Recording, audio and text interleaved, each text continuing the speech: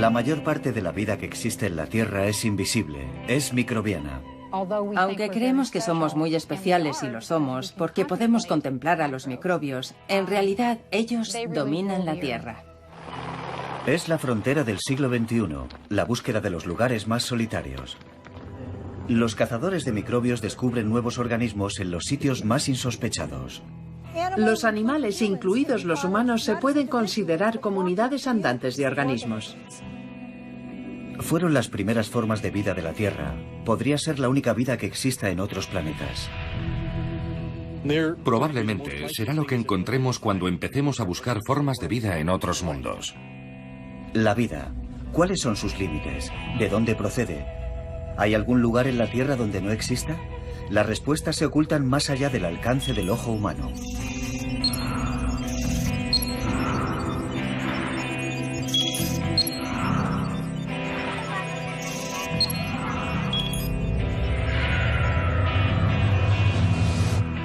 Bajo la vida que vemos están las células que no podemos ver, los microbios que dominan el mundo. Los microbios dominan el mundo.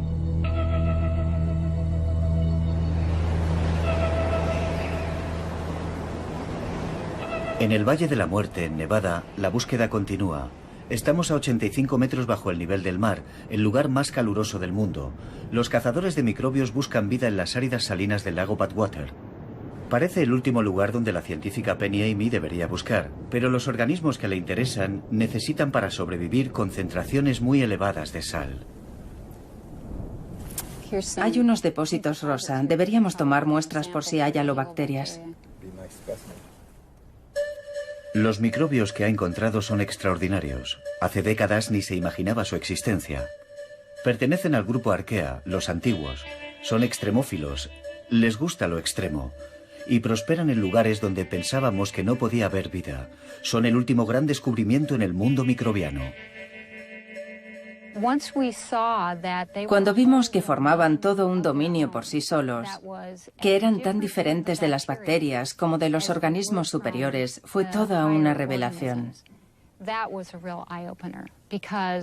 Siempre habíamos pensado que todas las bacterias eran bacterias y que representaban una parte muy pequeña de, por ejemplo, la biomasa de la Tierra.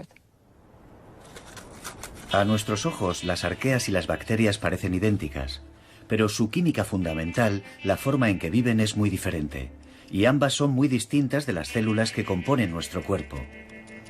Juntas, representan una inmensa población de organismos que viven en condiciones que creíamos que impedían toda forma de vida.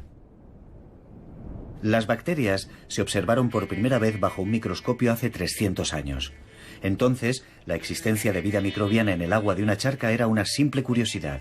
Hoy, la ciencia reconoce que esas curiosidades son las formas de vida dominantes en la Tierra. Cuando estudiamos organismos como estos, vemos que son diferentes de la norma. Y al observar cómo operan, podemos intentar entender cuáles son los principios básicos que gobiernan la vida de los organismos extremófilos, así como de las variedades comunes que vemos a diario. ¿Hasta qué punto puede ser extremo un entorno de vida? Estos cazadores de microbios están buscando vida en las profundidades de las minas de la cuenca de Wits, en Sudáfrica.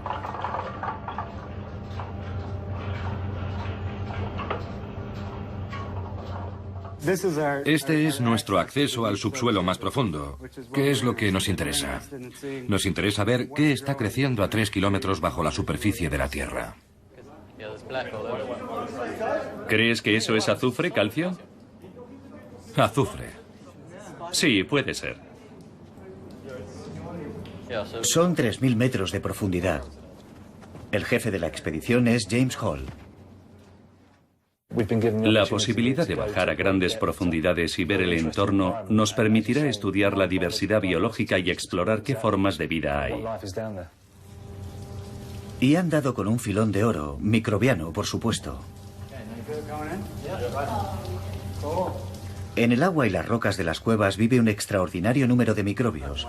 En la década de los 80 nadie podía imaginar que existieran seres vivos a tanta profundidad bajo la Tierra. En algunas de las confluencias de aguas que hemos encontrado a profundidades de hasta 2 kilómetros, había unos 10 millones de células bacterianas por milímetro de agua. Es una cantidad enorme de materia biológica para un entorno tan hostil. Algunos organismos de las profundidades son bacterias, otros, las recién descubiertas arqueas. Sobreviven a temperaturas de hasta 105 grados centígrados. La enorme presión, equivalente a sumergirse a una profundidad de 4.000 metros, es lo único que impide que el agua rompa a hervir. Con altos niveles de radiación ambiente y temperaturas y pH extremos, para un organismo que ha vivido en estas condiciones 400 millones de años, es el entorno en el que se encuentra más cómodo. Estos resistentes microbios son algunos de los organismos más antiguos de la Tierra, aunque determinar su antigüedad es complicado. Las muestras de agua de las que hemos conseguido obtener cultivos tienen millones de años. Sus firmas son tan poco usuales que es difícil fecharlas con exactitud. Estamos haciendo más análisis para intentar resolverlo.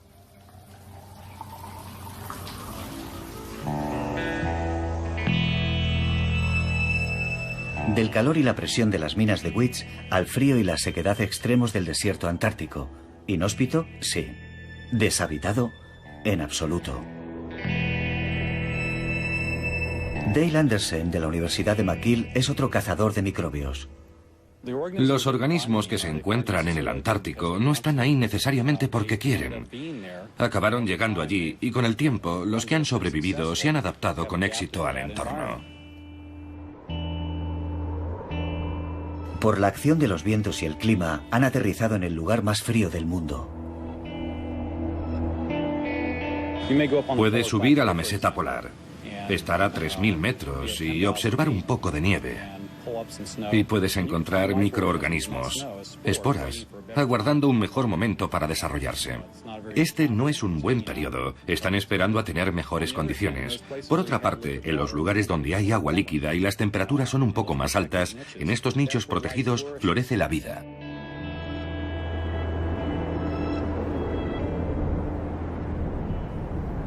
Anderson desciende al fondo de un lago glacial.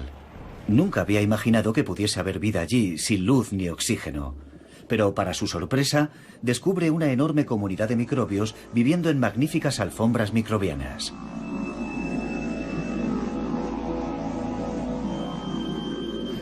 Hay muy pocos sitios en la Tierra donde se puedan encontrar alfombras microbianas que siguen desarrollándose intactas. Tienen que ser lugares donde no haya peces ni insectos, donde nada pueda alterar los sedimentos ni romper la masa. En este frío extremo, con muy poco o ningún oxígeno, han sobrevivido durante millones de años. Y no son tan extraños como podríamos imaginar. Puedes encontrar tipos muy similares de cianobacterias en el patio de tu casa, pero no tienen la posibilidad de crecer en un entorno donde nada las moleste, como pasaba hace entre 600 y 4.000 millones de años. Hace miles de millones de años, los microbios bullían por todo el planeta. Representaban algo que la joven Tierra aún no había experimentado, la vida. Ahora nos damos cuenta de lo extendida que está la vida microbiana y de su diversidad. Incluso amenaza nuestra posición en lo más alto del árbol de la vida. Vamos a tomar una muestra de la fuente hirviendo. Primero la analizamos y sacamos... En el laboratorio del Dr. Norman Pace, en la Universidad de Boulder, Colorado, descubren nuevos microbios a un ritmo espectacular. Pero la verdadera cuestión es qué pretenden estas extrañas formas de vida. Me parece asombroso que a día de hoy no tengamos ni idea de qué es lo que hacen. El mayor bioma del planeta, el agente más significativo en ese tipo de entorno, y no tenemos ni idea de cómo viven. ¿No es increíble? Billones de organismos invisibles al ojo humano, y apenas sabemos nada. Es a la vez una oportunidad fabulosa para la ciencia y una lección de humildad para los biólogos. Hemos conseguido entender muy poco de los organismos que forman el mundo microbiano natural. Estamos empezando a trabajar. Esta multitud de nuevas especies ha llevado a los científicos a adoptar un punto de vista radicalmente nuevo sobre la vida en la Tierra. Antes, los seres vivos se dividían en procariotas, las bacterias, protistas, las células simples como las amebas, y los ya familiares hongos, animales y plantas. En la base del árbol, las bacterias eran más simples, más primitivas. Pero la nueva información molecular, sobre todo el descubrimiento de las arqueas, ha creado una asombrosa perspectiva. Ahora, el árbol de la vida solo tiene 3 ramas. Una engloba a todos los seres vivos que nos resultan familiares, desde las gambas a los humanos, bajo la etiqueta técnica de Eukarya. Las otras 2 ramas, que representan a la inmensa mayoría de los seres vivos, están formadas por seres invisibles, las bacterias y las arqueas. Esta nueva clasificación identifica el antepasado común. No es que un organismo específico o una rana como las actuales acabaran convirtiéndose en humano. No ocurrió así. Lo que es seguro es que tenemos un antepasado común que no se parecía ni a las ranas ni a los humanos. No se trata de que las ranas se convirtieran en humanos, sino de que ambos tienen un origen común en un pasado lejano, en un organismo cuya naturaleza desconocemos. Nuestro antepasado común es un microbio. Recientemente se ha podido decir con claridad dónde se encuentra el origen de la vida, y está aquí, en la separación entre las bacterias y las arqueas y los Eukarya. Esto indica que nosotros y las arqueas tenemos un antepasado común que no comparten las bacterias. Las arqueas se parecen mucho más a nuestras células eucariotas que a las bacterias. Las arqueas tienen el mismo tipo de metabolismo que nosotros.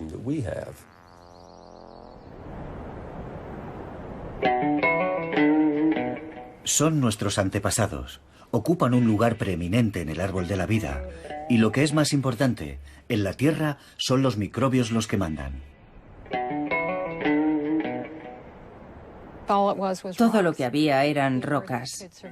La Tierra podía sobrevivir sin bacterias, pero en cuanto aparece la vida, comienzan los ciclos de los elementos que requieren transformaciones microbianas.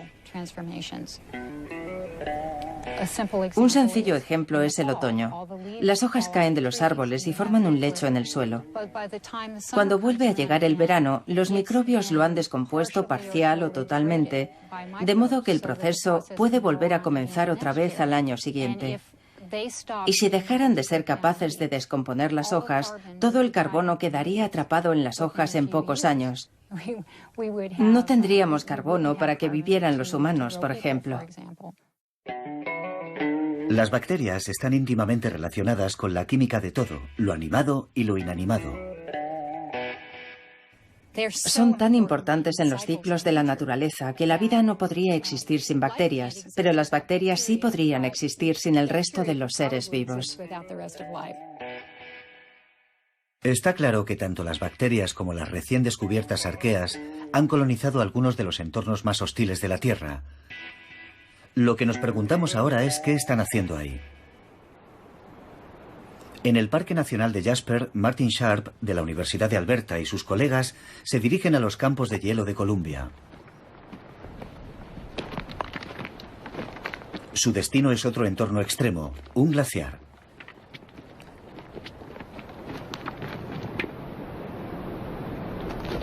Sharp ha venido aquí para estudiar el sistema de drenaje del glaciar y no esperaba encontrar microbios en un papel protagonista.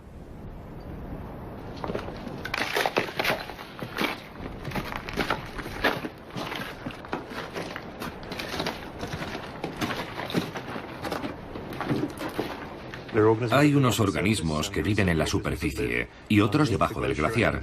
Y entre los últimos 5 y 10 centímetros de hielo, donde hay restos arrancados del lecho y probablemente también nutrientes procedentes de esos sedimentos, hay un gran número de organismos.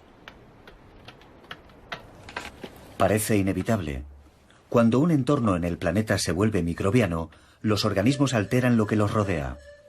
Aquí, en las montañas rocosas, estaba claro que ocurría algo importante. Observamos todo tipo de características químicas que indicaban que había organismos y que eran importantes en el control de esa química. Eso contradecía la idea de que estos entornos eran demasiado hostiles para albergar vida. Estos microorganismos están afectando a su entorno químico local, pero potencialmente podrían influir en el ciclo del carbono e incluso en el cambio climático global.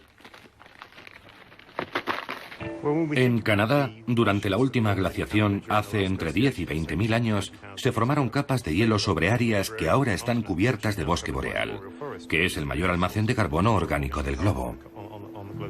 Pero, ¿qué pasó con todo ese carbono orgánico cuando estaba debajo de las placas de hielo? Es posible que actuara como una gran fuente de energía de un ecosistema microbiano. Vastos bosques atrapados bajo el hielo, consumidos a lo largo de miles de años por microbios. Los organismos pueden haber estado produciendo gases de efecto invernadero acumulándose bajo las capas de hielo. Cuando empieza a fundirse, la liberación de esos gases a la atmósfera podría haber acentuado el calentamiento que estaba provocando la destrucción de esas mismas capas de hielo.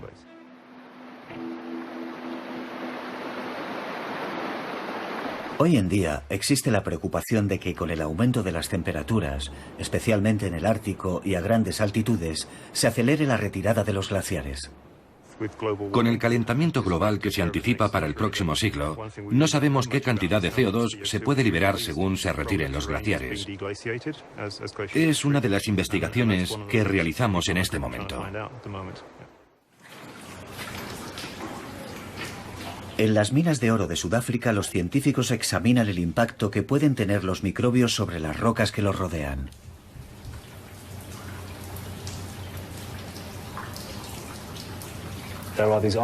Están estas bolsas aisladas de agua.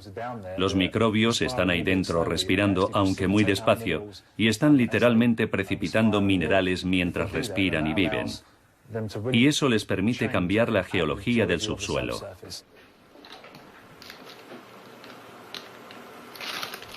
Esta es una idea nueva, que la vida microbiana puede alterar la geología de la Tierra.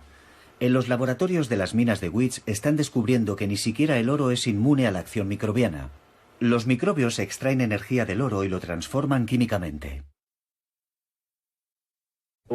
Pueden incorporar a su biomasa el oro que hay en su entorno y convertirlo en partículas detríticas. Existe la posibilidad de que los organismos acumulen oro en su biomasa y después se puedan sacar a la superficie, donde se podría extraer ese oro. ¿Microbios mineros de oro? ¿Parece una locura? Pues James Hall piensa que se puede hacer. Se podría bombear microorganismos bajo tierra, alimentarlos y dejarlos respirar, y en ese proceso podrían precipitar el oro a partir de la matriz. Entonces, se podría traer los organismos a la superficie, extraer el oro y reutilizarlos. El minero biológico perfecto. No es solo lo inanimado, la química de las rocas y el agua lo que está sometido a la influencia de las bacterias y arqueas. Mientras que estos dos linajes siguen siendo unicelulares, el tercer gran grupo de células inventó la vida multicelular, los animales y las plantas. Puede que parezcan la forma de vida dominante, pero sin los microbios no serían nada, y en ningún lugar resultan más eficiente que en las chimeneas hidrotermales de las profundidades del Pacífico. Aquí la vida microbiana crea su propio ecosistema.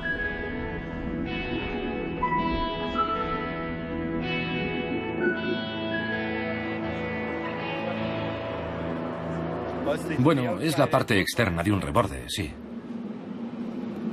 Kim Juniper, de la Universidad de Montreal, en Quebec, está examinando de cerca esta única y peculiar cadena alimenticia. No es como los antílopes que pastan en las praderas del Serengeti y son devorados por los leones, ni como el plancton del que se alimentan los peces. Aquí puede estar ocurriendo algo extraño en un entorno oscuro donde solo hay calor y sustancias químicas y microbios que proporcionan alimento a toda una cadena de animales. Gusanos, crustáceos, mejillones, caracoles, todos se alimentan de los productos biológicos microbianos. Sabemos desde hace más de un siglo que hay ciertas especies de bacterias que hasta hace poco se consideraban casos exóticos aislados, que unos cuantos científicos locos estudiaban en sus laboratorios. Pero jamás habríamos imaginado que se podía construir todo un ecosistema a partir de reacciones químicas producidas por bacterias en lugar de emplear la energía solar. Y así, la historia de los microbios se complica cada vez más. Están en todas partes, incluso en lugares donde debería ser imposible que hubiera vida. En cualquier lugar que podamos imaginar, seguramente viven microbios. A veces, esos sorprendentes hábitats microbianos están en el interior de otros organismos. Algunos animales han permitido a los microbios invadir su cuerpo y formar una simbiosis. Un ejemplo son los gusanos de tubo gigantes que vemos en este entorno.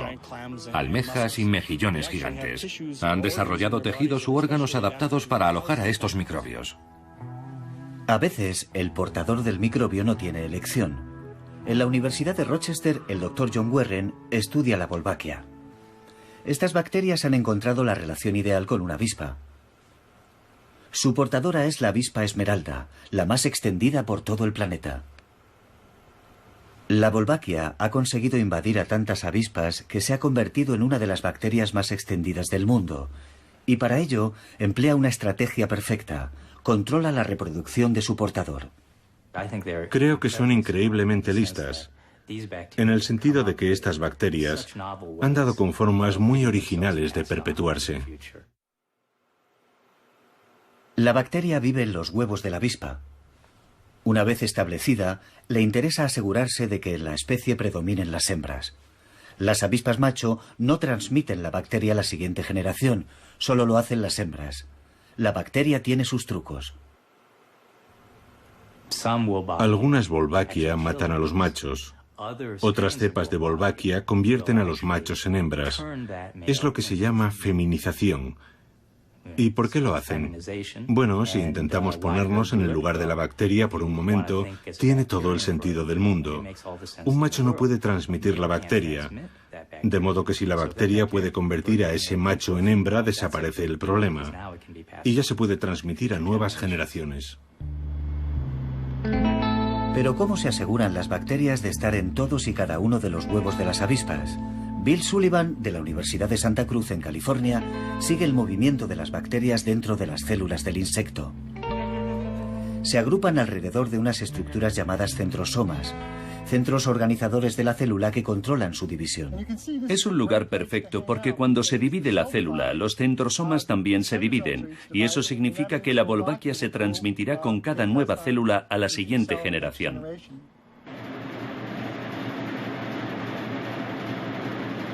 Podemos encontrarnos en el futuro con que nosotros también hospedamos a nuestras propias bacterias que se transmiten de la misma forma. Si encontramos lo que les permite localizar los centrosomas en esos insectos, es bastante probable que esos mismos mecanismos se apliquen también a los humanos. La investigación sobre división celular abarca desde la Wolbachia a los genes que controlan el proceso. Se podría así encontrar la causa de por qué a veces la división celular falla, como en el caso del cáncer. Si hace 10 o 15 años nos hubieran preguntado si esto era relevante en relación con el cáncer, supongo que habríamos dicho que en cierto modo podía ser importante, pero que no estábamos seguros. Y eso ha cambiado completamente porque ahora estamos seguros de que lo que estamos estudiando es relevante para el cáncer, porque estamos estudiando exactamente los mismos genes que se alteran. Son los mismos genes y de hecho se pueden cambiar los genes entre dos organismos y funcionan perfectamente. Mientras tanto, los científicos solo pueden admirar la capacidad de supervivencia de la Wolbachia. Desde luego podemos alterarlos y seleccionar una forma u otra. En cierto modo lo hemos hecho en muchos casos nosotros mismos. Cuando tomamos antibióticos estamos seleccionando a la inversa. Y después hay que continuar la batalla porque siempre va a haber una nueva forma resistente a los antibióticos y vamos a tener que buscar un nuevo antibiótico. Así que ya tenemos más o menos una idea de lo que va a pasar. Digamos que encontramos una forma muy eficaz de eliminar la Wolbachia de los insectos. Estoy seguro de que dentro de un número de años, cientos o miles de años, reaparecerá con una nueva forma y tendremos que buscar otra manera de deshacernos de ella. La Wolbachia ha llegado a dominar hasta tal punto la reproducción de la avispa esmeralda que puede llegar a influir en su evolución. Si un macho y una hembra no pueden reproducirse, se convierten en especies diferentes. Con esta pareja joven de la misma especie, hemos descubierto, estudiándola en el laboratorio, que si nos deshacemos de la bacteria no tienen ningún problema para aparearse, lo hacen espontáneamente y los híbridos están bien. Los nietos de los híbridos están perfectos. No tienen muchas barreras intrínsecas para intercambiar genes. La única gran barrera intrínseca que vemos es la Wolbachia. Así que podemos curarlos, eliminar la Wolbachia y están perfectamente. La Wolbachia garantiza su supervivencia asegurándose de que haya muchas avispas hembra, pero los microbios no tienen que ser tan diabólicos para conseguir su objetivo. En Hawái, en el laboratorio marino Koala, Margaret McFolgate y su compañero Edward Ruby están estudiando el calamar Euprymna scolopes, un animal que depende de una bacteria llamada Vibrio fischeri para sobrevivir.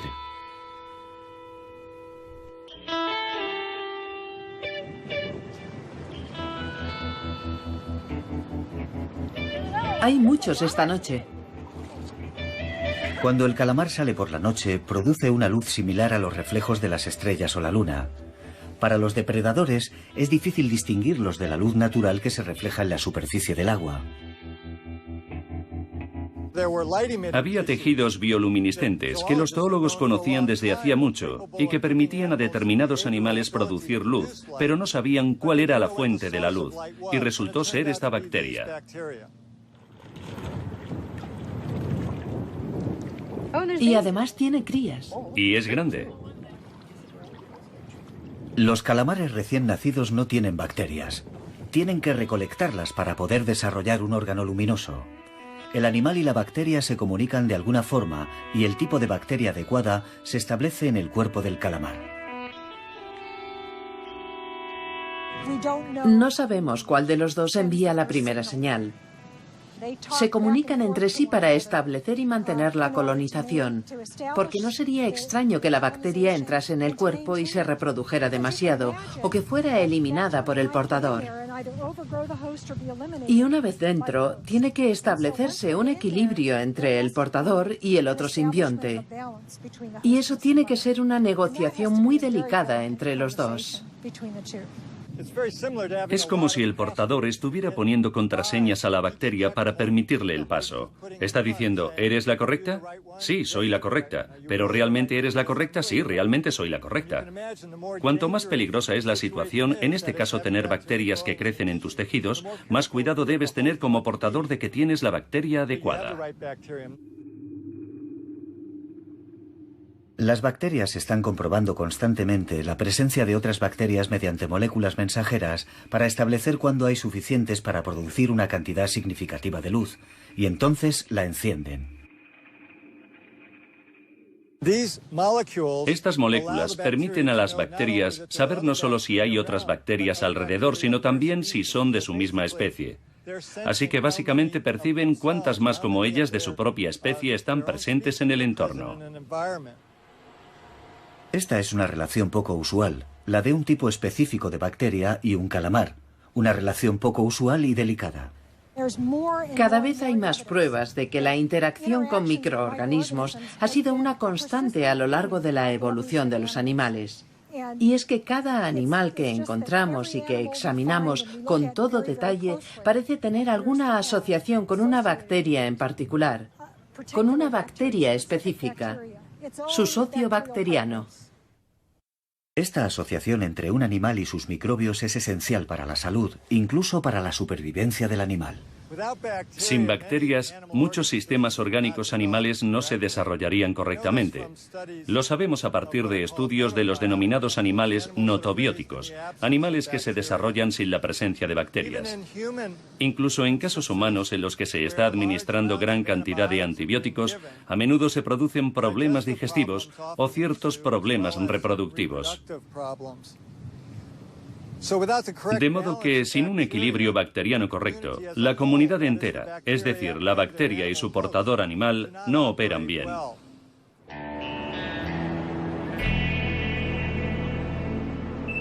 Todos los animales formamos asociaciones con cientos de tipos diferentes de bacterias.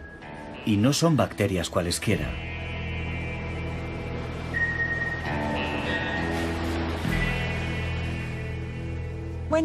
Cuando nacemos, aceptamos cierto número de bacterias y solo aceptamos cierto subgrupo de nuestro entorno.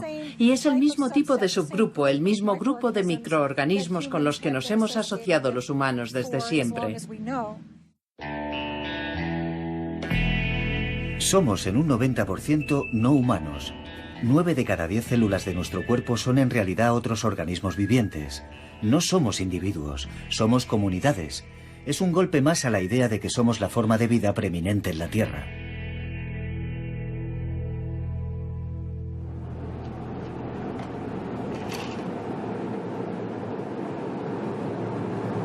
Solo vamos a tomar una pequeña muestra. Los científicos del laboratorio de Norman Pace están intentando determinar cuántos microbios diferentes pueden existir. Se calcula que un 99% no se puede cultivar en el laboratorio, por lo que han adoptado un enfoque diferente. Si no puedes cultivarlos, desmóntalos y lee su ADN. Eso es lo que está haciendo la doctora Hazel Barton. Se agregan enzimas para ablandar las paredes celulares y se añaden cuentas para romper las bacterias. Cuando se agitan las cuentas, las células bacterianas quedan atrapadas entre medias y se rompen, lo que permite que se libere el ADN. En el buffer de extracción ya hay sustancias químicas que protegen el ADN cuando se libera.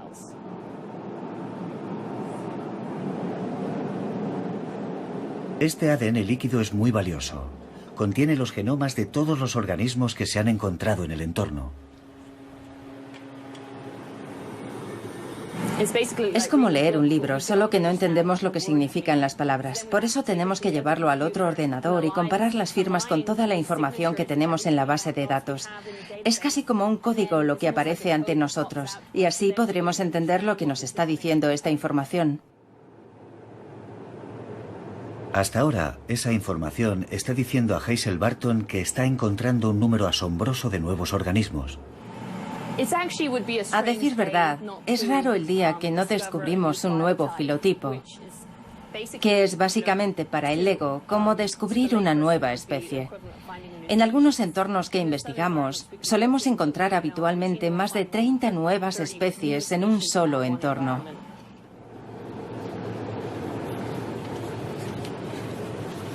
En total, 16.000 nuevas especies solo en su base de datos.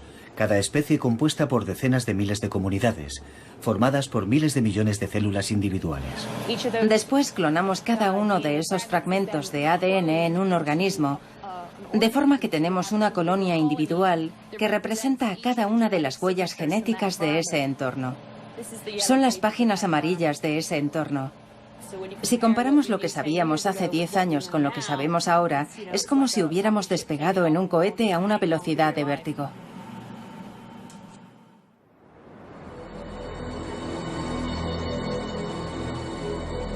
Puede que los antiguos extremófilos nos estén diciendo algo sobre el origen de la vida en el planeta Tierra. Los científicos apenas empiezan a aventurar cómo pudieron aparecer los primeros microbios, qué aspecto tenían y dónde debieron vivir. Frente a la costa de Columbia Británica, en la parte norte de la cadena volcánica de Juan de Fuca, un mecanismo robótico, llamado Ropos, desciende al fondo del Océano Pacífico. Toma muestras de microbios en una fuente hidrotermal. Aquí se dan unos 10.000 organismos individuales en un metro cuadrado. Parece que tienes aquí una chimenea blanca. Kim Juniper, director del proyecto, cree que podría ser el primer lugar donde hubo vida. ¿Por qué no registras toda la secuencia? Bien. El origen de la vida es algo completamente teórico. Sabemos qué ocurrió, pero no exactamente cómo ocurrió, e intentamos dar forma a la teoría año tras año. Y hasta ahora, esto parece lo más probable. Estos microbios están creciendo y alimentándose de los minerales que se forman en la boca de la fuente termal. Hay que tener en cuenta que los extremófilos, como los llamamos, son extremos porque están adaptados a condiciones particulares. Pero no estaban ahí con todos sus rasgos adaptados y sus enzimas cuando apareció la vida. Se trata de una acumulación de adaptaciones a lo largo del tiempo.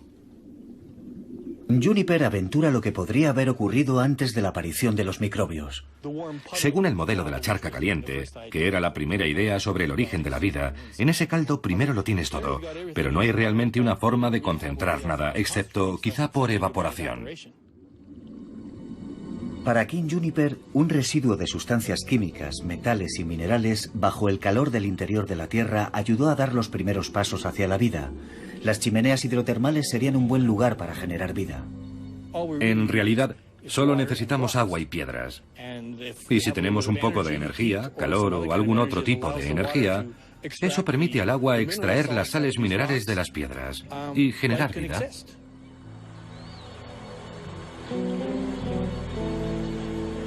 No hace falta sumergirse hasta las chimeneas hidrotermales del Pacífico para encontrar condiciones similares a las que originaron la vida.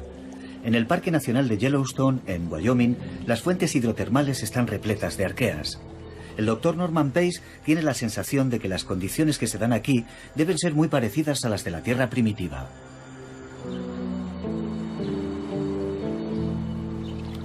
Yellowstone es el tipo de entorno, un entorno geotermal, un entorno volcánico, con una química muy parecida a la que debía haber en aquellos primeros días. Por lo tanto, los organismos que vemos en Yellowstone podrían ser de los mismos tipos metabólicos que se debieron dar en aquella biología primigenia. Hace 3.800 millones de años, la Tierra era una mezcla de sustancias químicas y gas, demasiado caliente para ver agua líquida y completamente hostil a la vida. Pero no estuvo así mucho tiempo. Al enfriarse la Tierra, el vapor de la atmósfera se convirtió en agua, y con agua ya estaba dispuesto el escenario para la aparición de la vida. Debió condensarse con rapidez, puede que en no más de 40 días y 40 noches. Habría caído toda esa agua y habría formado un océano sobre todo el planeta, de unos 4 kilómetros de profundidad. Un océano asentado sobre roca fundida.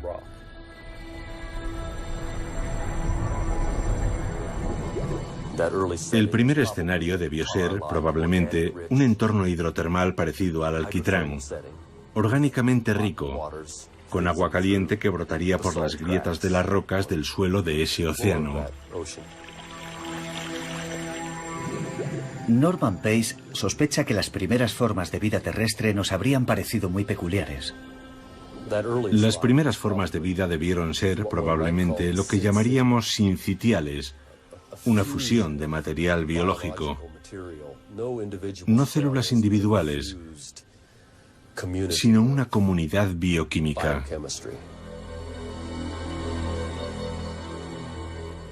Podrían parecer manchas de alquitrán sobre las paredes esponjosas de basalto, entre las que brotaba el agua caliente. Calor, minerales, agua. Estos fueron los ingredientes clave del caldo primordial. Podemos encontrarlos combinados en el fondo del océano, en fuentes termales o incluso en las profundidades de la Tierra, en la mina de oro más profunda del mundo. Aquí, el calor viene directamente del núcleo de la Tierra. No es sorprendente que aquí estén viviendo arqueas similares a las descubiertas en las chimeneas oceánicas.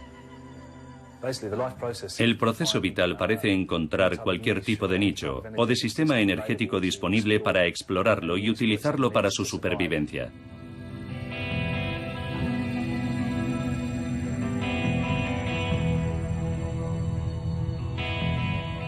La Tierra primitiva era muy diferente de la actual, un lugar caótico sacudido por los impactos de asteroides. Es un homenaje a la adaptabilidad de los microbios que James Hall piense que el impacto de un asteroide gigante hace 2.000 millones de años en la cuenca de Weech pudo crear no una catástrofe, sino una oportunidad. Lo que pudo pasar es que ese impacto fuera muy potente en aquel momento. No era un asteroide del tamaño de un balón de fútbol. Estamos hablando de un gran evento geológico y de un impacto muy grande. Se debió fundir prácticamente todo y remover todo lo que había a su alrededor. Se formaría una mezcla gaseosa muy caliente que por suerte favoreció que se asentara algún tipo de vida microbiana y se incorporase a la superficie. Donde quiera que busquemos, en los entornos de las primeras formas de vida se repiten los mismos temas: calor, agua, química. Esa combinación podría encontrarse en otros planetas. Esperamos que lo que estamos aprendiendo sean herramientas que podamos utilizar para identificar huellas biológicas en otros mundos y, con suerte, posibles entornos favorables a la vida. Probablemente todo empezó por los microbios, las primeras formas de vida tal y como la conocemos en el planeta Tierra. Pero, ¿podemos pensar que las condiciones que dieron lugar a la vida aquí podrían darse en otros lugares?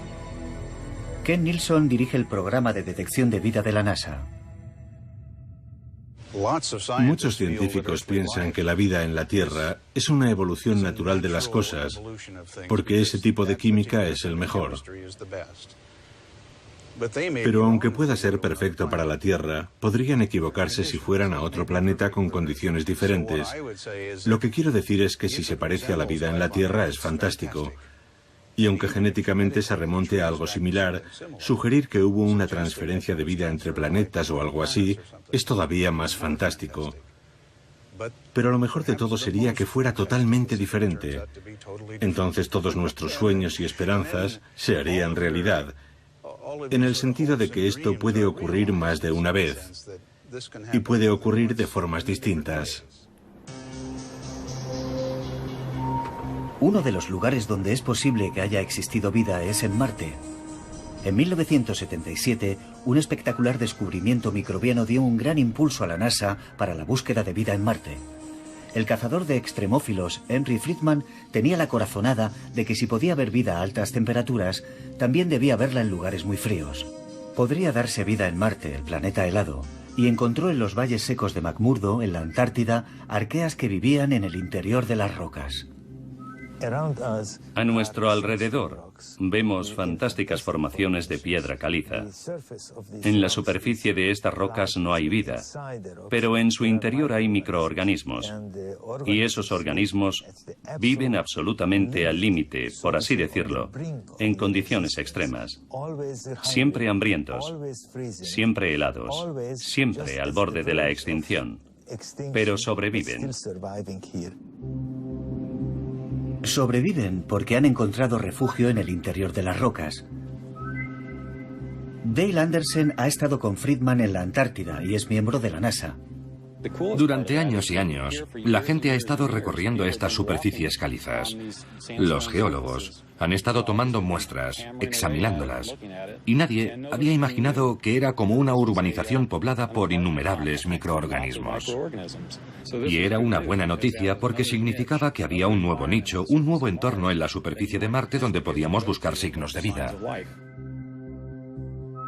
Antes de este descubrimiento parecía improbable encontrar vida en la inhóspita superficie de Marte, pero esto lo cambió todo. Esos climas en Marte puede que no fueran mucho más calientes que los de los valles secos de McMurdo, donde la temperatura media anual es de 20 grados bajo cero.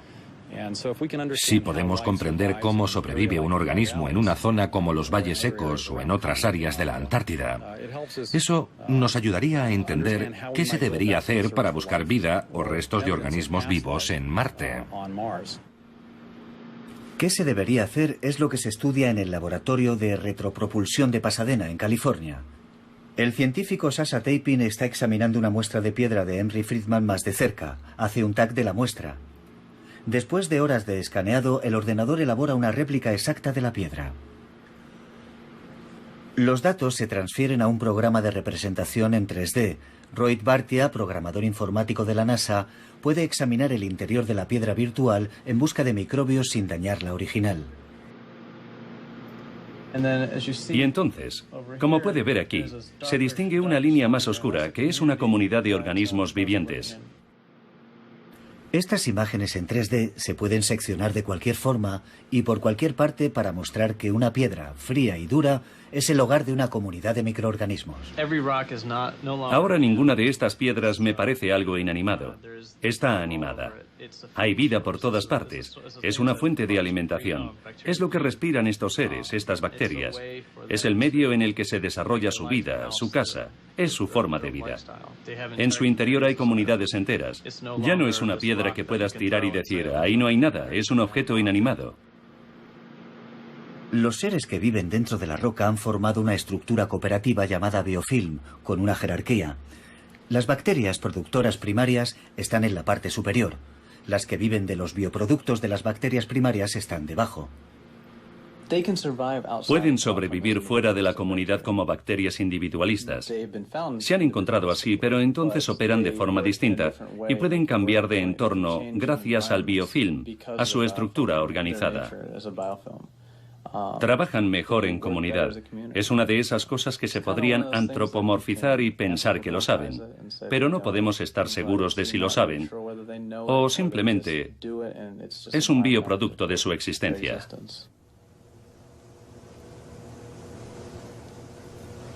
En 1996, la idea de que podía haber vida en Marte recibió un nuevo impulso con el descubrimiento en los hielos antárticos de un meteorito de Marte, un trozo de piedra de más de 3.000 millones de años. La afirmación de que en la roca había evidencias de vida microbiana sigue siendo discutida. Ken Nilsson piensa que, aunque esta roca no demostrase que había vida en Marte, fue un paso importante. Demostró que había existido agua en Marte, algo que no sabíamos, y demostró que había carbono orgánico en Marte. Y estos son dos ingredientes que, al menos desde el punto de vista terrestre, consideramos que son necesarios para la vida. Más recientemente se ha descubierto antiguos extremófilos viviendo bajo tierra en la Antártida, en suelos similares a los de Marte. Las probabilidades de que haya existido o exista vida microbiana en el planeta rojo aumentan. Pero cuando las misiones a Marte tomen muestras de rocas, lo último que querría Ken Nilsson es que se limitasen a buscar microbios. Podría ocurrir lo peor, que encontrásemos formas de vida y pasáramos de largo. Este es el problema. La opción más probable de vida en otros planetas es el tipo de vida microbiana que vemos en la Tierra ahora. Pero no sabemos cómo era la vida hace miles de millones de años. No nos imaginamos que el prototipo de un Cadillac fue un Cadillac muy pequeño. Nos imaginamos que era una especie de bicicleta o de vehículo primitivo de piedra. ¿Por qué vamos a pensar que los organismos son diferentes? Todas estas arqueas, que de hecho son muy extremófilas, muy diferentes de los organismos, actualmente están vivas, pero no sabemos cómo eran sus predecesores. Al observar las piedras más antiguas de la Tierra, Nilsson encuentra pruebas químicas de que existió en ellas algún tipo de vida. Pero la cuestión es, ¿qué tipo de vida? No sabemos absolutamente nada sobre cómo eran esos seres vivos. Ni siquiera sabemos si eran extremófilos. Lo que sí sabemos es que hay pruebas químicas de que hace unos 3.800 millones de años se estaba produciendo esa actividad vital catalizada. No tenemos ni idea del aspecto que tenían, ni de cómo eran, ni de cómo olían, pero sabemos que existían por las huellas químicas que dejaron. Así pues, cuando Nilsson examina rocas marcianas, utiliza imágenes térmicas no para buscar vida, sino para buscar química. Cuando encuentras vida se enciende como un rótulo de neón que dice, aquí hay algo complejo. No dice que esté vivo. Lo que dice es, vuelve atrás y haz más mediciones en ese punto. Así que cuando vamos a examinar una roca no tenemos ideas preconcebidas, solo buscamos algo complejo que nos lleve a esa aguja en el pajar. Más allá de Marte, la búsqueda de la vida llevará a los científicos a otros lugares del sistema solar. Hay indicios de que en las lunas de Júpiter, Europa, Ganímedes y Calisto, podría haber agua en estado líquido bajo las capas superficiales de hielo. King Juniper cree que bajo la superficie helada de las lunas podría haber algo parecido a las chimeneas hidrotermales.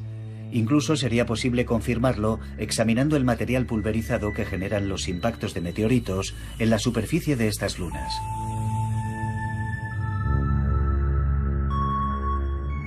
Podemos hacer cosas maravillosas en cuanto a detectar moléculas orgánicas en el hielo a distancia. Quizá cuando empecemos a poner satélites en órbita alrededor de esas lunas con el tipo adecuado de instrumentos, podamos saber algo más sobre lo que hay en esa agua a partir del material pulverizado en la superficie tras un impacto. Y si allí hay fuentes hidrotermales, hay bastantes probabilidades de que también haya vida. Ken Nilsson cree que una vez desarrollada la tecnología necesaria, descubriremos que hubo o que sigue habiendo seres vivos en otros lugares.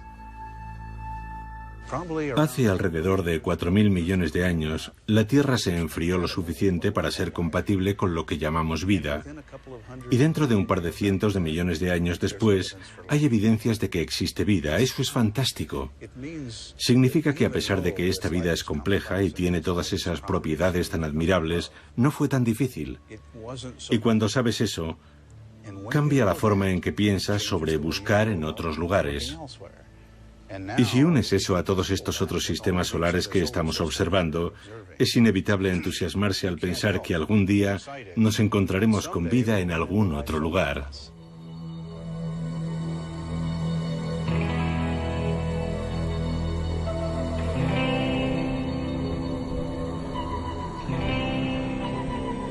En el Valle de la Muerte, Penny Amy busca vida de otra forma. Está tomando muestras en más lugares y encontrando más microbios que nunca. Una tarea interminable. Si alguna vez pensáramos que podemos clasificar todo lo que existe en la Tierra, ese sería el momento de que algo nuevo evolucionase y tendríamos que volver a descubrirlo. Microbios, la vida más abundante en la Tierra. Los seres invisibles que dominan el mundo. Juegan un papel en todos los aspectos de nuestra vida, desde la salud a la limpieza del medio ambiente, a las estructuras geológicas o la biodegradación. Y muy poca gente sabe esto porque no los vemos. Esta historia no ha hecho más que empezar. Ahora sabemos que los microbios son los que llevan aquí más tiempo, representan la inmensa mayoría de la verdadera diversidad en la Tierra y han transformado tanto la Tierra como todas las demás formas de vida. Y es posible que estén haciendo lo mismo en este momento en otros planetas. No hay duda, los microbios dominan el mundo.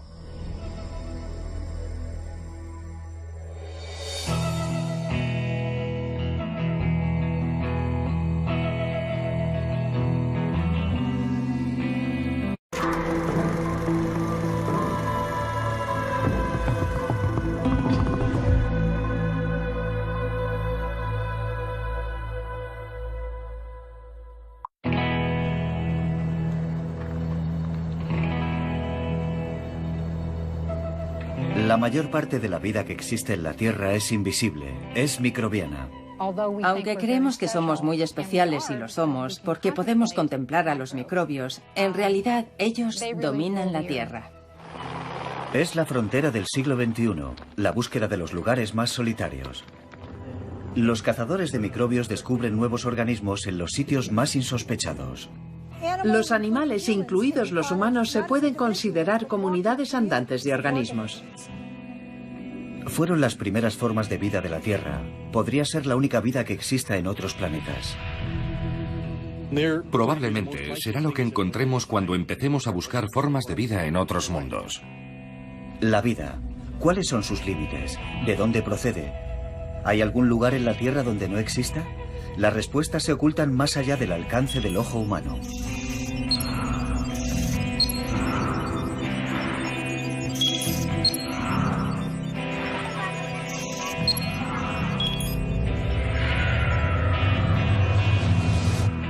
Bajo la vida que vemos están las células que no podemos ver, los microbios que dominan el mundo. Los microbios dominan el mundo.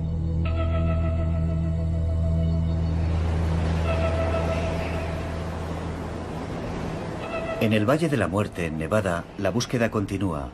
Estamos a 85 metros bajo el nivel del mar, el lugar más caluroso del mundo. Los cazadores de microbios buscan vida en las áridas salinas del lago Badwater. Parece el último lugar donde la científica Penny Amy debería buscar, pero los organismos que le interesan necesitan para sobrevivir concentraciones muy elevadas de sal. Hay unos depósitos rosa. Deberíamos tomar muestras por si hay halobacterias. Los microbios que ha encontrado son extraordinarios. Hace décadas ni se imaginaba su existencia.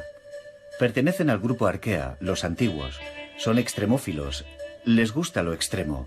Y prosperan en lugares donde pensábamos que no podía haber vida. Son el último gran descubrimiento en el mundo microbiano. Cuando vimos que formaban todo un dominio por sí solos, que eran tan diferentes de las bacterias como de los organismos superiores, fue toda una revelación. Siempre habíamos pensado que todas las bacterias eran bacterias y que representaban una parte muy pequeña de, por ejemplo, la biomasa de la Tierra. A nuestros ojos, las arqueas y las bacterias parecen idénticas, pero su química fundamental, la forma en que viven, es muy diferente. y ambas son muy distintas de las células que componen nuestro cuerpo. Juntas representan una inmensa población de organismos que viven en condiciones que creíamos que impedían toda forma de vida. Las bacterias se observaron por primera vez bajo un microscopio hace 300 años. Entonces, la existencia de vida microbiana en el agua de una charca era una simple curiosidad. Hoy, la ciencia reconoce que esas curiosidades son las formas de vida dominantes en la Tierra. Cuando estudiamos organismos como estos, vemos que son diferentes de la norma.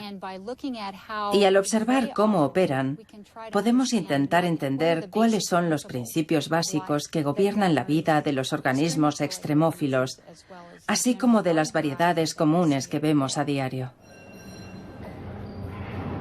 ¿Hasta qué punto puede ser extremo un entorno de vida? Estos cazadores de microbios están buscando vida en las profundidades de las minas de la cuenca de Wits, en Sudáfrica.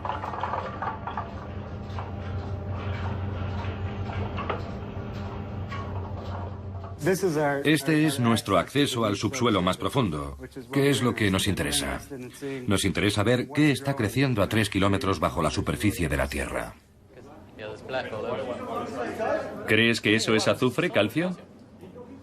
Azufre. Sí, puede ser. Son 3.000 metros de profundidad. El jefe de la expedición es James Hall. La posibilidad de bajar a grandes profundidades y ver el entorno nos permitirá estudiar la diversidad biológica y explorar qué formas de vida hay. Y han dado con un filón de oro, microbiano, por supuesto. En el agua y las rocas de las cuevas vive un extraordinario número de microbios. En la década de los 80 nadie podía imaginar que existieran seres vivos a tanta profundidad bajo la tierra. En algunas de las confluencias de aguas que hemos encontrado a profundidades de hasta 2 kilómetros había unos 10 millones de células bacterianas por milímetro de agua. Es una cantidad enorme de materia biológica para un entorno tan hostil. Algunos organismos de las profundidades son bacterias, otros, las recién descubiertas arqueas. Sobreviven a temperaturas de hasta 105 grados centígrados. La enorme presión, equivalente a sumergirse a una profundidad de 4.000 metros, es lo único que impide que el agua rompa a hervir. Con altos niveles de radiación ambiente y temperaturas y pH extremos, para un organismo que ha vivido en estas condiciones 400 millones de años, es el entorno en el que se encuentra más cómodo. Estos resistentes microbios son algunos de los organismos más antiguos de la Tierra, aunque determinar su antigüedad es complicado. Las muestras de agua de las que hemos conseguido obtener cultivos tienen millones de años. Sus firmas son tan poco usuales que es difícil fecharlas con exactitud. Estamos haciendo más análisis para intentar resolverlo.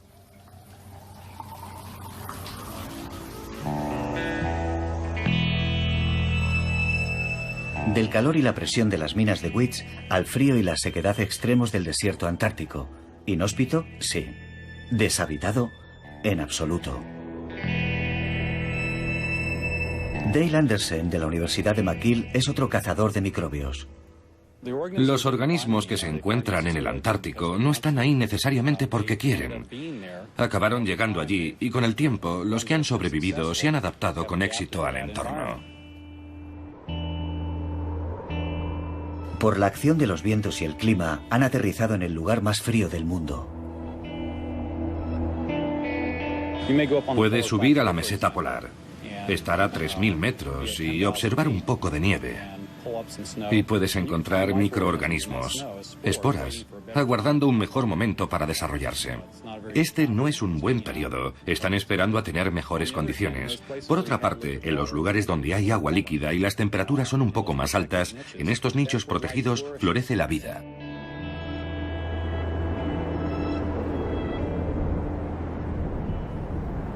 Anderson desciende al fondo de un lago glacial. Nunca había imaginado que pudiese haber vida allí, sin luz ni oxígeno. Pero, para su sorpresa, descubre una enorme comunidad de microbios viviendo en magníficas alfombras microbianas.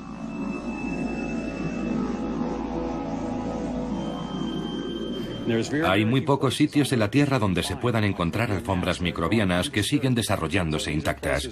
Tienen que ser lugares donde no haya peces ni insectos, donde nada pueda alterar los sedimentos ni romper la masa.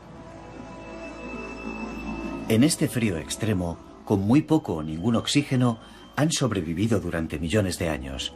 Y no son tan extraños como podríamos imaginar.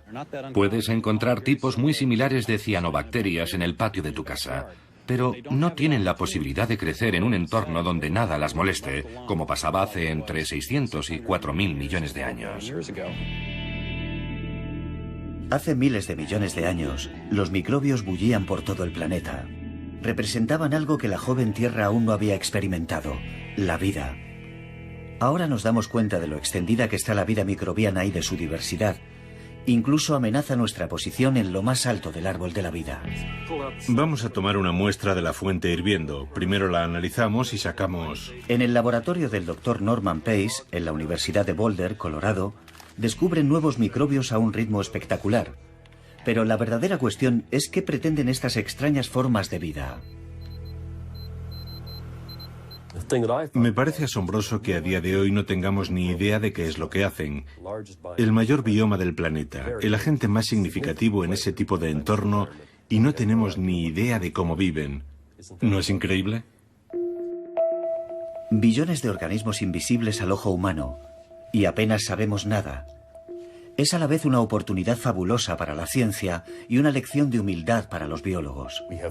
Hemos conseguido entender muy poco de los organismos que forman el mundo microbiano natural.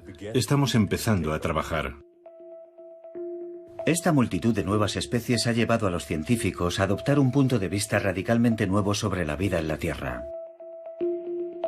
Antes, los seres vivos se dividían en procariotas, las bacterias, protistas, las células simples como las amebas, y los ya familiares hongos, animales y plantas. En la base del árbol, las bacterias eran más simples, más primitivas, pero la nueva información molecular, sobre todo el descubrimiento de las arqueas, ha creado una asombrosa perspectiva. Ahora, el árbol de la vida solo tiene 3 ramas. Una engloba a todos los seres vivos que nos resultan familiares, desde las gambas a los humanos, bajo la etiqueta técnica de Eucaria. Las otras 2 ramas, que representan a la inmensa mayoría de los seres vivos, están formadas por seres invisibles, las bacterias y las arqueas. Esta nueva clasificación identifica el antepasado común. No es que un organismo específico o una rana como las actuales acabaran convirtiéndose en humano. No ocurrió así. Lo que es seguro es que tenemos un antepasado común que no se parecía ni a las ranas ni a los humanos. No se trata de que las ranas se convirtieran en humanos, sino de que ambos tienen un origen común en un pasado lejano, en un organismo cuya naturaleza desconocemos. Nuestro antepasado común es un microbio. Recientemente se ha podido decir con claridad dónde se encuentra el origen de la vida, y está aquí, en la separación entre las bacterias y las arqueas y los eucaria. Esto indica que nosotros y las arqueas tenemos un antepasado común que no comparten las bacterias. Las arqueas se parecen mucho más a nuestras células eucariotas que a las bacterias. Las arqueas tienen el mismo tipo de metabolismo que nosotros.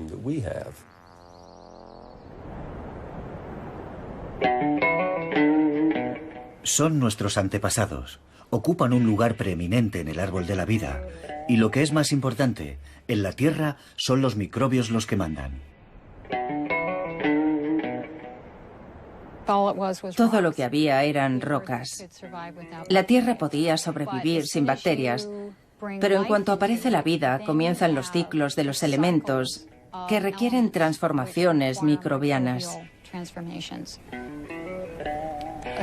Un sencillo ejemplo es el otoño. Las hojas caen de los árboles y forman un lecho en el suelo.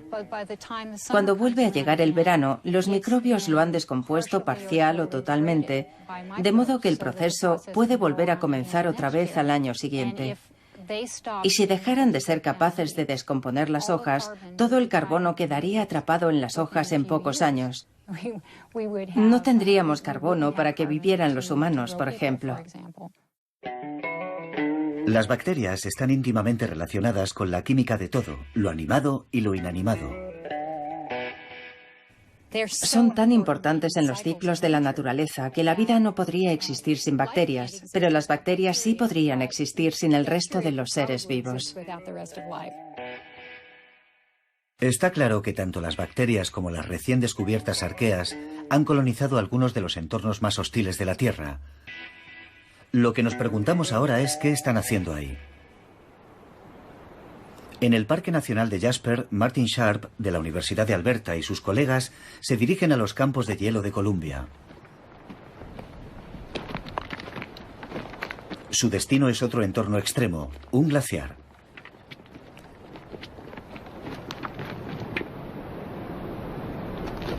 Sharp ha venido aquí para estudiar el sistema de drenaje del glaciar y no esperaba encontrar microbios en un papel protagonista.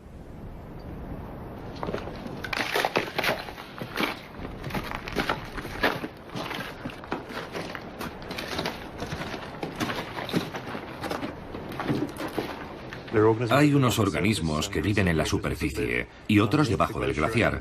Y entre los últimos 5 y 10 centímetros de hielo, donde hay restos arrancados del lecho y probablemente también nutrientes procedentes de esos sedimentos, hay un gran número de organismos. Parece inevitable. Cuando un entorno en el planeta se vuelve microbiano, los organismos alteran lo que los rodea. Aquí, en las montañas rocosas, estaba claro que ocurría algo importante.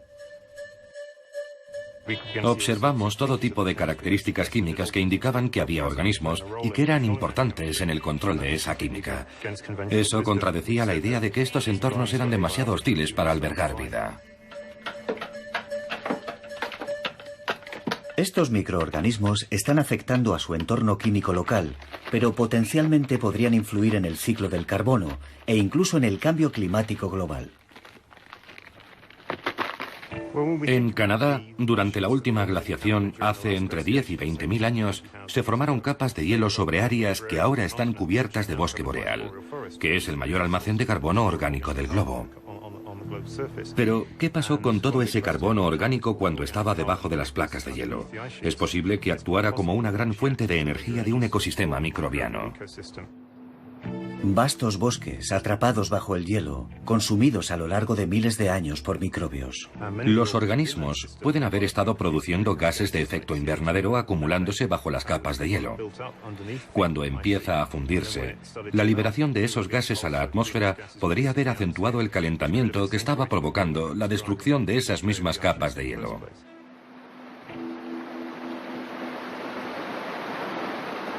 Hoy en día existe la preocupación de que con el aumento de las temperaturas, especialmente en el Ártico y a grandes altitudes, se acelere la retirada de los glaciares.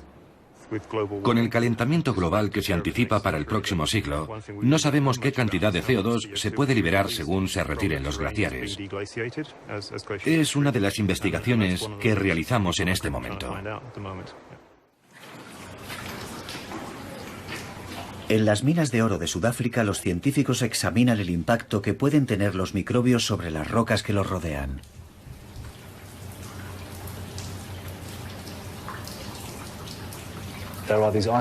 Están estas bolsas aisladas de agua.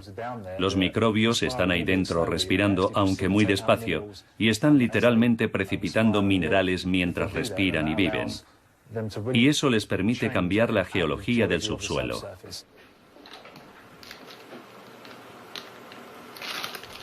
Esta es una idea nueva, que la vida microbiana puede alterar la geología de la Tierra. En los laboratorios de las minas de Wits están descubriendo que ni siquiera el oro es inmune a la acción microbiana. Los microbios extraen energía del oro y lo transforman químicamente. Pueden incorporar a su biomasa el oro que hay en su entorno y convertirlo en partículas detríticas. Existe la posibilidad de que los organismos acumulen oro en su biomasa y después se puedan sacar a la superficie, donde se podría extraer ese oro. ¿Microbios mineros de oro? ¿Parece una locura? Pues James Hall piensa que se puede hacer. Se podría bombear microorganismos bajo tierra, alimentarlos y dejarlos respirar, y en ese proceso podrían precipitar el oro a partir de la matriz.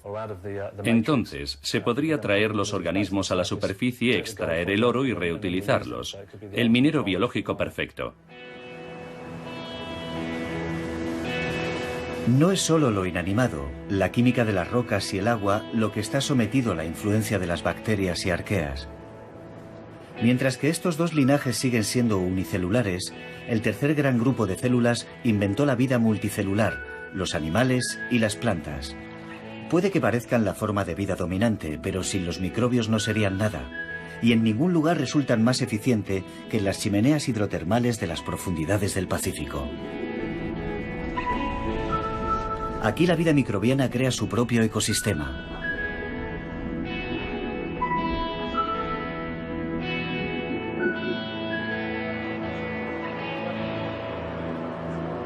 Bueno, es la parte externa de un reborde, sí.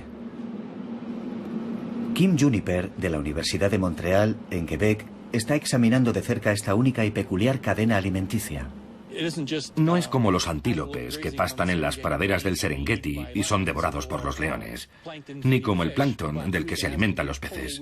Aquí puede estar ocurriendo algo extraño en un entorno oscuro donde solo hay calor y sustancias químicas y microbios que proporcionan alimento a toda una cadena de animales. Gusanos, crustáceos, mejillones, caracoles, todos se alimentan de los productos biológicos microbianos. Sabemos desde hace más de un siglo que hay ciertas especies de bacterias que hasta hace poco se consideraban casos exóticos aislados, que unos cuantos científicos locos estudiaban en sus laboratorios. Pero jamás habríamos imaginado que se podía construir todo un ecosistema a partir de reacciones químicas producidas por bacterias en lugar de emplear la energía solar. Y así, la historia de los microbios se complica cada vez más. Están en todas partes, incluso en lugares donde debería ser imposible que hubiera vida. En cualquier lugar que podamos imaginar, seguramente viven microbios. A veces, esos sorprendentes hábitats microbianos están en el interior de otros organismos. Algunos animales han permitido a los microbios invadir su cuerpo y formar una simbiosis. Un ejemplo son los gusanos de tubo gigantes que vemos en este entorno.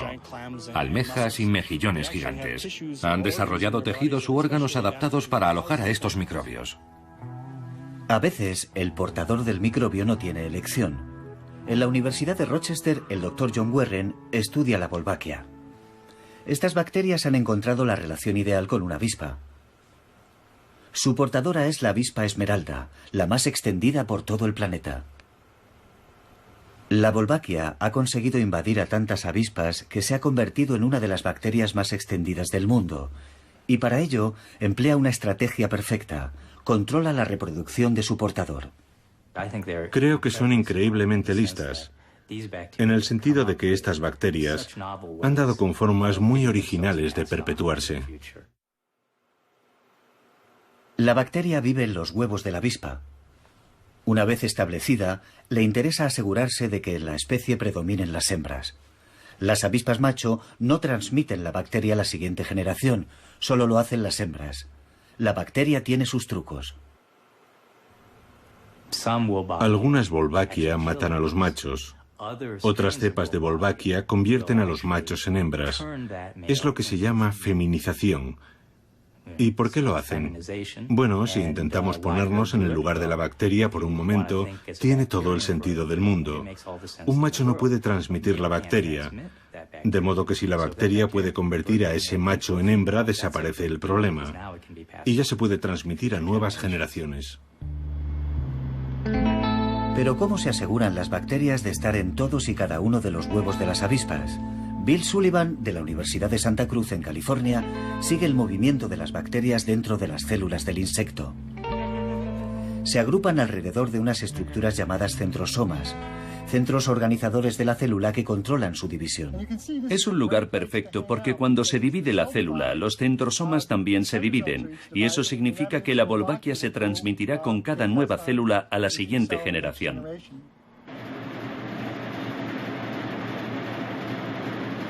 Podemos encontrarnos en el futuro con que nosotros también hospedamos a nuestras propias bacterias que se transmiten de la misma forma.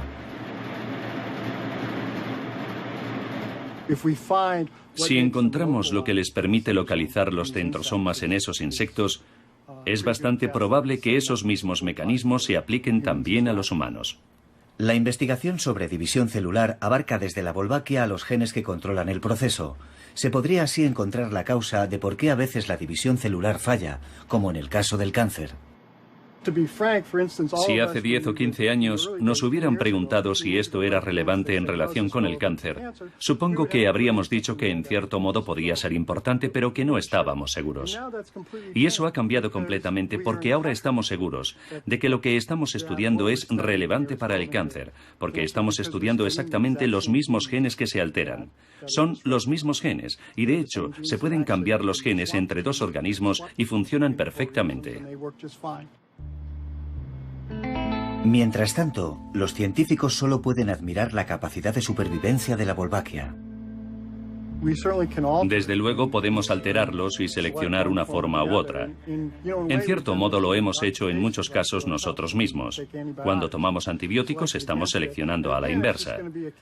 Y después hay que continuar la batalla porque siempre va a haber una nueva forma resistente a los antibióticos y vamos a tener que buscar un nuevo antibiótico. Así que ya tenemos más o menos una idea de lo que va a pasar. Digamos que encontramos una forma muy eficaz de eliminar la Wolbachia de los insectos. Estoy seguro de que dentro de un número de años, cientos o miles de años, reaparecerá con una nueva forma y tendremos que buscar otra manera de deshacernos de ella.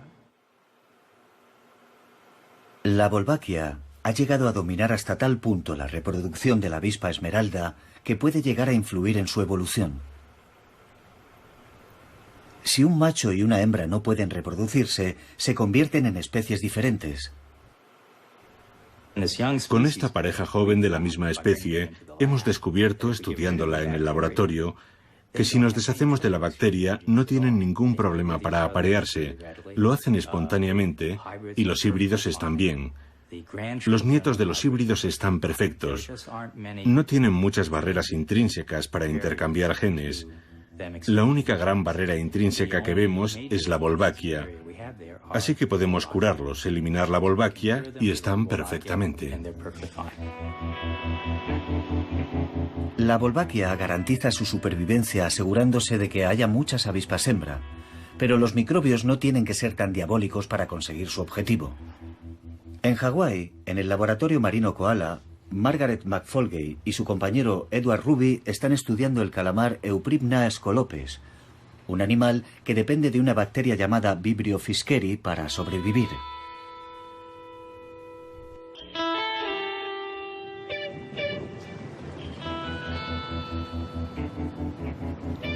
Hay muchos esta noche. Cuando el calamar sale por la noche, produce una luz similar a los reflejos de las estrellas o la luna. Para los depredadores es difícil distinguirlos de la luz natural que se refleja en la superficie del agua. Había tejidos bioluminiscentes que los zoólogos conocían desde hacía mucho y que permitían a determinados animales producir luz, pero no sabían cuál era la fuente de la luz, y resultó ser esta bacteria. Y además tiene crías. Y es grande. Los calamares recién nacidos no tienen bacterias. Tienen que recolectarlas para poder desarrollar un órgano luminoso. El animal y la bacteria se comunican de alguna forma y el tipo de bacteria adecuada se establece en el cuerpo del calamar. No sabemos cuál de los dos envía la primera señal. Se comunican entre sí para establecer y mantener la colonización, porque no sería extraño que la bacteria entrase en el cuerpo y se reprodujera demasiado, o que fuera eliminada por el portador. Y una vez dentro, tiene que establecerse un equilibrio entre el portador y el otro simbionte. Y eso tiene que ser una negociación muy delicada entre los dos. Es como si el portador estuviera poniendo contraseñas a la bacteria para permitirle el paso. Está diciendo, ¿eres la correcta? Sí, soy la correcta. ¿Pero realmente eres la correcta? Sí, realmente soy la correcta. Cuanto más peligrosa es la situación, en este caso tener bacterias que crecen en tus tejidos, más cuidado debes tener como portador de que tienes la bacteria adecuada. Las bacterias están comprobando constantemente la presencia de otras bacterias mediante moléculas mensajeras para establecer cuándo hay suficientes para producir una cantidad significativa de luz, y entonces la encienden. Estas moléculas permiten a las bacterias saber no solo si hay otras bacterias alrededor, sino también si son de su misma especie. Así que básicamente perciben cuántas más como ellas de su propia especie están presentes en el entorno. Esta es una relación poco usual, la de un tipo específico de bacteria y un calamar. Una relación poco usual y delicada. Cada vez hay más pruebas de que la interacción con microorganismos ha sido una constante a lo largo de la evolución de los animales. Y es que cada animal que encontramos y que examinamos con todo detalle parece tener alguna asociación con una bacteria en particular, con una bacteria específica, su socio bacteriano. Esta asociación entre un animal y sus microbios es esencial para la salud, incluso para la supervivencia del animal. Sin bacterias, muchos sistemas orgánicos animales no se desarrollarían correctamente.